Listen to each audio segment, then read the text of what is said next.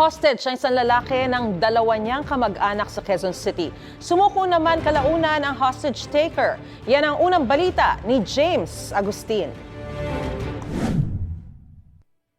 Matapos ang ilang oras ng negosasyon, voluntaryong sumuko sa pulisya ang 30 anyos sa lalaki na nang hostage sa Barangay Batasan Hills, Quezon City.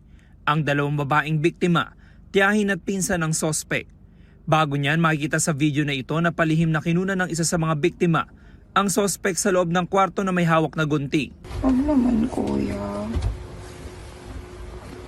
Madilim. Hinold sila nung suspect dun sa kwarto. And nagulat na lang yung mga victims, hindi na sila pinapalabas ng suspect dun sa kwarto.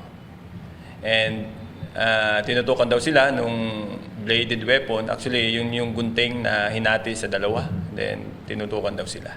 Ayon sa pulisya, nang rumisponde sila sa lugar, tanging hiling ng sospek ay makausap ang kanyang tiyuhi. Bagay na napagbigyan, kaya naging maayos ang negosasyon. Sabi namin, kausapin nila. Kasi yun naman yung demand. And yun, actually marami pang tinawagan kapamilya until mga 5 p.m. Bumigay na din siya. Sumuko na din.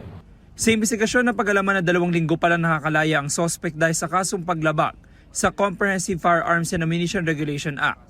Dati na rin siya nakulong dahil sa iba pang kaso, kabilang na ang pagnanakaw at tangkang pagpatay.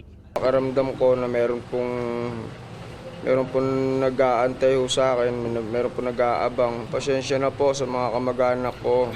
Sana hindi na po maulit.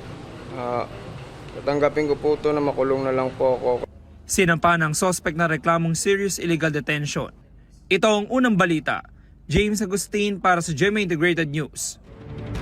Igan, mauna ka sa mga balita, mag-subscribe na sa GMA Integrated News sa YouTube para sa iba't ibang ulat sa ating bansa.